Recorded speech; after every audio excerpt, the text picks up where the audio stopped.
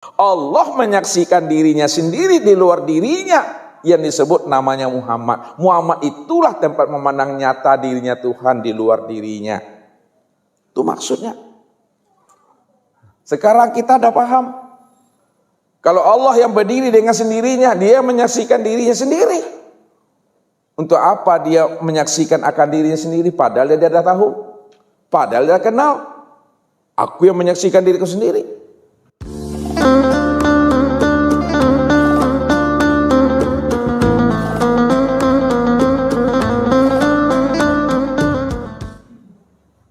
Kalau dia telah paham dan kenal bahwa dia menyaksikan dirinya sendiri, maka sholat itu sebenarnya dia menikmati akan dirinya sendiri. Tidak ada lagi bahasa mengingat, tidak ada lagi bahasa diingat, tidak ada lagi bahasa menyembah, tidak ada lagi bahasa yang disembah. Karena yang menyembah itu yang disembah, yang disembah itu yang menyembah, yang mengingat itu yang diingat itu yang mengingat. Dia sendiri yang mengingat dirinya. Dia sendiri yang memuji dirinya. Kalau dia sendiri yang memuji dirinya dan mengingat dirinya sendiri, maka tidak ada bahasa untuk memuji dan mengingat akan diri sendiri. Yang ada cuma dia asik menikmati akan dirinya sendiri.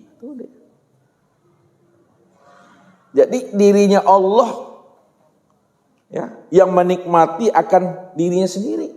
Dengan fiilnya sendiri, dengan asmanya sendiri, dengan sifatnya sendiri, dengan dirinya sendiri. Tidak ada diri siapa-siapa Bapak Ibu. Ya, itulah rahasianya sholat itu sebenarnya yang dikatakan sholat yang ma'rifat itu. Tinggal lagi pelaksanaannya. Nah, bagaimana cara melaksanakannya? Setelah kita paham, tentu melaksanakannya itu karena dia yang cuma ada dengan dirinya sendiri, maka dia pula lah yang menyempurnakan syariat untuk dirinya sendiri. Nah, ini sempurnanya itu nampak di syariatnya.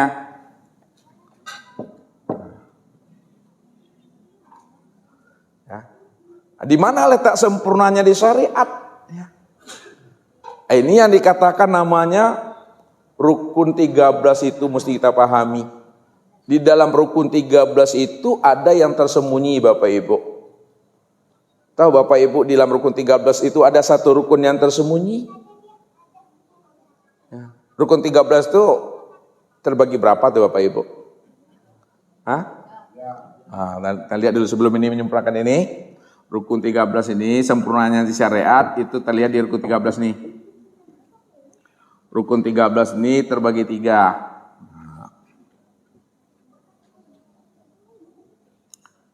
Yang pertama namanya rukun apa? Hah? Yang pertama namanya rukun kolbi. Rukun kolbi ada berapa? 2. Jangan sampai lupa pula Bapak Ibu nanti. Ya. Yang kedua rukun kauli. Nah, rukun kauli. Jangan salah sebut pula. Rukun kauli ada berapa? Rukun kauli ada 5. Yang ketiga, rukun fi'li. Fi'li ada berapa? Ada 6. Di dalam rukun kolbi, di dalam rukun kauli, dan di dalam rukun fi'li ini ada satu rukun yang tersembunyi kata Ustadz. Ya dia bukan di luar, tapi di dalam dia. Tasyuru' bahasanya. Nah, kalau awak tidak tahu yang tasyuru' itu, nanti kita juga yang merasa kita yang berdiri itu. Kita yang merasa kita yang ruku', yang i'tidal, yang sujud dan duduk. Makanya mesti kenali, mesti pahami ya rukun yang wajib yang tersembunyi di dalam rukun 13. Nah, lihat do yang tidak tahu. Banyak. Pertanyaan lihat do yang tidak tahu. Banyak. Yang satu yang tersembunyi dalam rukun 13 itu ini disebut namanya rukun tumak nina. Tumak nina baru jawabannya oh. Tumak-nina itu apa artinya tuh Bapak Ibu? Berhenti sejenak. Ngapa berhenti sejenak tuh? Di antara satu hukum dengan hukum yang lain. Berhenti sejenak untuk membaca lafaz doa-doa. Ya, nah, itu makna harfiahnya dalam ilmu fikih. Kalau makna tumak-nina itu aja, secara umumnya apa artinya? Tumak-nina, tatmainul qulub. Apa artinya? Tatmainul qulub apa artinya? Hati yang tenang. Kalau tumak-nina, tenang. Nah, lihat. Tumak-nina itu kenapa dikatakan rukun yang tersembunyi di dalam rukun 13? Tumak-nina itu kan artinya tenang. Dalam ilmu hukum fikihnya, tenang itu kita membaca lafaz di situ. Nah, makna tenang yang sebenarnya ya, memahami, menyadari bahwa yang berdiri, yang ruku, yang iktidal, yang sujud dan duduk itu aku, kata Allah. Itulah makna tenang tuh. Allahu Akbar. Ada tumak-nina itu. Setelah takbir tumak-nina. Tenang. Maksudnya apa? Pahami, sadari yang takbir, yang berdiri ini aku, kata Allah. Allahu Akbar. Nah, ruku kan ada tumak-nina. Sadari yang ruku itu aku, kata Allah. Sami Allah liman hamidah. Tumak-nina lagi. Sadari. Yang tumak-nina ini aku, kata Allah. Yang sujud itu aku, kata Allah. Yang duduk itu aku, kata Allah. Itulah maksudnya. Yang tumak-nina yang tersembunyi itu. Karena yang berdiri dengan sendirinya, yang memuji, tidak lain akulah yang memuji diriku sendiri. Dengan diriku yang bernama Muhammad, rupanya disebut insan. Itu yang tumak-nina. Jadi di dalam rukun qalbi, qauli dan fi'li inilah kesempurnaannya. Ya. Di mana letak sempurnanya itu? Lihat, kalau kita sudah memahaminya, ya, maka hadapnya wajah ke tempat sujud. Nah, itu dia, hadap wajah ke tempat sujud, hadap dada ke Ka'batullah. Kan itu. Hadapnya hati kepada Allah. Ya. Mulut membaca ayat, telinga mendengarkan bacaan ayat, akal pikir mengawasi apa yang dibaca oleh mulut dan apa yang didengar oleh telinga. Sedangkan perasaan menikmati akan dirinya sendiri mulai dari takbir sampai salam. Siapa yang menikmati dirinya sendiri mulai takbir sampai salam? Allah itu sendiri. Ini yang mesti kita pahami itu. Ya. Di dalam rukun qalbi. Rukun qalbi ini kan ada dua nih, Bapak Ibu. Nah, kalau memang betul dua, Bapak Ibu, yang mau orangnya itu. Pertama apa? Yang pertama niat. Yang kedua? Kedua tertib. Apa yang dikatakan niat Bapak Ibu? Yang dikatakan niat itu adalah makhotaro bibalika. Apa yang terbetik dan terlintas di dalam hatimu itu adalah niat. Jadi sesuatu yang terbetik dan terlintas di dalam hati itu tidak berbunyi, itu tidak bersuara, itu tidak ada lafaznya. Ya, tidak ada hurufnya. Kalau dia berbunyi, berlapas dan bersuara, itu belum dikatakan niat, tapi namanya lafaz niat karena dilafazkan. Yang niat itu la sautun wala harfun. Tidak ada suara, tak ada bunyi dan tidak ada lafaz. Berarti dia di dalam hati. Kalaulah niat itu makomnya, makom artinya makom itu tempatnya, itu di dalam hati. Kalaulah niat itu makomnya di dalam hati, maka yang dikatakan suara hati itu tidak ada huruf dan lafaz. Kalau tidak ada huruf dan lafaz, jadi yang ada dalam hati itu apa? Hah? Yang ada dalam hati ini apa? Nggak ada huruf dan tidak ada lafaz apa?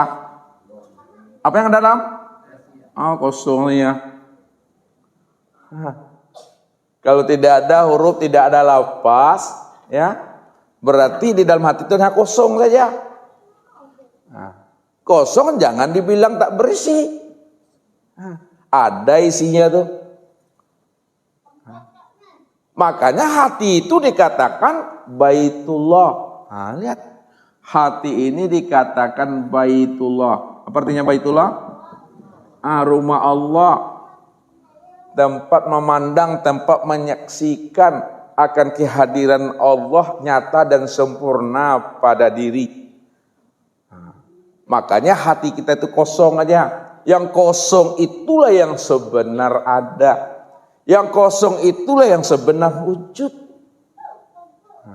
Kalaulah yang kosong itu yang sebenar ada, yang sebenar wujud, yang sebenar ada dan yang sebenar wujud itu adalah Allah. Wa fi anfusikum afala tubsirun. Aku telah wujud pada dirimu. Kenapa tidak kamu pahami, kata Allah. Maka ketika kita paham yang kosong itu tidak lain adalah wujud yang sebenar ada, yaitu Allah. Maka disitulah dikatakan namanya, ya, niat kamaliyah. Nah, niat kamaliyah. Kamaliyah. Niat kamaliyah itu artinya niat yang sempurna. Kenapa dikatakan niat kamaliyah sempurna? Karena Allah di situ yang berdiri dengan sendirinya. Makanya tidak ada lafaznya, tidak ada huruf dan suaranya, hanya Allah saja berdiri yang dengan dirinya sendiri di situ. Nah, maka di dalam niat itu, ya, terbagi lagi kepada 3, Bapak Ibu. Nah, terbagi kepada 3, ya. Nah, di dalam niat tadi, niat itu kan letaknya di hati. Nah, ada 3 bagiannya, ya. Niat itu ada 3. Ini kita buat. Yang namanya niat kamaliyah tadi. Ini yang disebut namanya dengan qasad. Yang kedua, ta'yin. Yang ketiga, ta'rad. Ini dalam niat letaknya nih. Niat itu dalam hati. Ya, hati itu ya kosong, tidak ada huruf, tidak ada suara. Kalau dia bersuara itu bukan niat. Kalau dia berlapas itu bukan niat, tapi lapas niat. Yang niat itu kosong, sunyi aja di situ. Hanya Allah aja di situ. Itu yang katakan niat itu. Nah, niat. Nah, niat itu ada berapa hurufnya itu? Coba kita buka ini niat. Nah, niat. Nah, ini bukan ilmu cocok logi nih. Makanya dalam Al-Quran itu dikatakan kullu ayatin wa harfin wa nuqtatin hikmah. Setiap ayat, setiap huruf, setiap titik itu ada rahasianya, ada hikmahnya. Niat, nah, N ini artinya nur. Nur. I itu maknanya ilahiyah. A maknanya Allah, T maknanya ta'ala. Nur ilahi Allah ta'ala. Cahaya Allah, cahaya Tuhan. Cahaya Tuhan itulah yang bernama Allah Ta'ala. Itu yang dikatakan niat. Makanya makom niat itu di dalam hati. Hati itu kosong. Karena Allah Ta'ala isinya di dalam rumah. Ya. N itu nur. I itu ilahiyah. A itu Allah. T itu Ta'ala. Nur Tuhan. Itulah yang bernama Allah Ta'ala, yang maha agung, yang maha tinggi itu. Nah, dia cuma. Makanya makom niat itu di dalam hati. Hati itu hanya Allah cuma. Karena Allah cumanya di dalam hati, maka dikatakan niat kamaliyah. Niat yang sempurna itu. Aku sebenarnya, kata Allah. Makanya di dalam niat kamaliyah itu ada qasad. Nah, apa itu yang dimaksud namanya qasad, Bapak Ibu? Qasad itu menyatakan niat. Qasad itu menyatakan niat. Contohnya usolli. Nah, ini contoh. Usolli. Nah, ketika Bapak Ibu mengatakan usolli, itu dikatakan qasad, menyatakan niat. Apa artinya itu usolli? Menyengaja. Aku apa? Menyengaja aku sholat. Berarti sholat itu disengaja, bukan main-main. Sengaja aku sholat. Nah, itu. Itu qasad namanya. Sedangkan ta'yin, apa itu ta'yin? Menyatakan atau menjelaskan sholat apa yang kita dirikan itu. Ta'yin itu jelas, nyata. Jadi menyatakan sholat apa yang kita kerjakan. Fardol maghribi. Fardol maghribi. Ini contoh aja nih. Apa artinya tuh? Fardol maghribi apa artinya? Sholat fardu maghrib.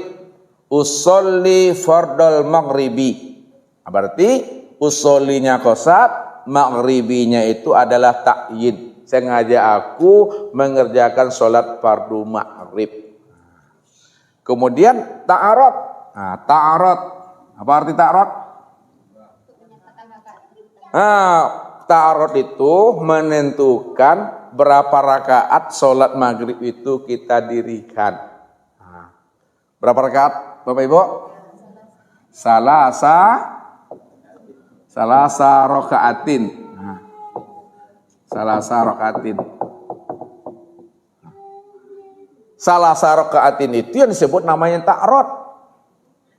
Jadi usolli fardal maghribi salasa rakaatin. Lillahi ta'ala. Untuk apa sholat maghrib 3 rakaat itu dikerjakan? Untuk lillahi ta'ala. Lillahi ta'ala. Lillah. Untuk yang lillah ini zat. Makanya zat itu namanya Allah. Ta'ala itu adalah sifat. Sifat itu yang bernama yang Muhammad itu. Lillahi ta'ala. Aku yang sholat, kata Allah, nyata pada Muhammad. Maka Muhammad itulah tempat memandang nyatanya aku. Itu dia. Itu disebut namanya niat kamaliyah.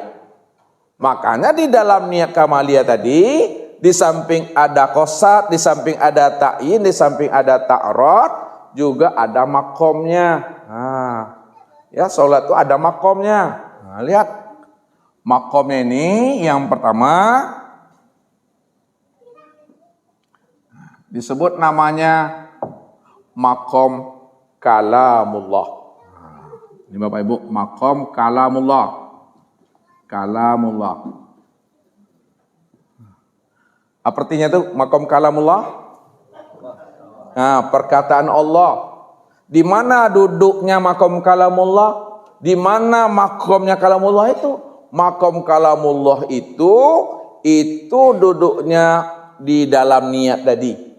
Mulai dari niat takbiratul ihram sampai selesai. Usolli fardal maghribi salasa rakaatin, ya, makmuman atau imaman mustaqbilal qiblati ada lillahi ta'ala. Allahu akbar. Ruku, itidal, sujud, duduk, ya, sampai tasawuf salam, itu yang disebut namanya makom kalamullah. Aku yang berkata-kata, aku yang bercakap-cakap dengan diriku sendiri, itu kalamullah namanya. Jadi letaknya di niat sampai salam, itu kalamullah. Yang berkalam itu siapa? Allah. Yang kedua disebut namanya makom mi'raj. Makom mi'raj. Mi'raj itu artinya naik. Apa maksud mi'raj itu artinya naik? Naiknya pandangan hati dari memandang alam kepada memandang Allah. Maksudnya gini, sebelum kita berdiri tegak betul, ya, sebelum kita berdiri, ya, kita kan belum mi'raj lagi tuh. Ketika kita belum mi'raj, maka yang terpandang adalah diri sendiri. Yang terpandang adalah jamaah kiri kanan. Yang terpandang adalah imam di depan. Yang terpandang adalah sejadah. Yang terpandang adalah sekalian alam. Ini sebelum mi'raj. Ketika kita mi'raj, pada saat itu hilanglah alam, hilang diri, hilang kawan, hilang imam dalam pandangan hati, maka yang kita saksikan hanya Allah semata-mata, pada diri, pada kawan kiri kanan, pada depan imam, dan pada sekalian alam. Ini yang disebut namanya mi'raj itu. Lenyapnya pandangan kita dalam memandang alam, lalu nyatalah pandangan Allah dalam pandangan basirah kita. Ini yang diungkapkan oleh Rasul. Man nazara ila say'in malam yarallaha fihi fahuwa batil. Barang siapa pandangan hatinya, pandangan basirahnya tidak mampu memandang Allah dari setiap apa yang dipandangnya, maka itu adalah pandangan yang berdosa. Kenapa pandang yang berdosa? Karena dia masih terpandang sesuatu yang wujud selain daripada Allah. Nah, itu namanya pandangan yang berdosa, pandangan yang tidak bernilai ibadah, ya, pandangan yang tidak bermakrifat itu. Nah, kalau pandangan sudah berdosa, maka berbicara pun dah berdosa, mendengar pun dah mengandung nilai dosa, melangkah pun dah berdosa. Karena dia tidak mampu, yang memandang siapa, yang berbicara siapa, yang mendengar siapa, yang berpikir siapa, yang memegang siapa, yang melangkah siapa, yang berdiri siapa, tidak kenal dia. Itu dosa dia. Maka maqam mi'raj itu duduknya itu ketika takbiratul inilah takbir Allah lah menyerah namanya Bapak Ibu. Yang ketiga disebut namanya maqam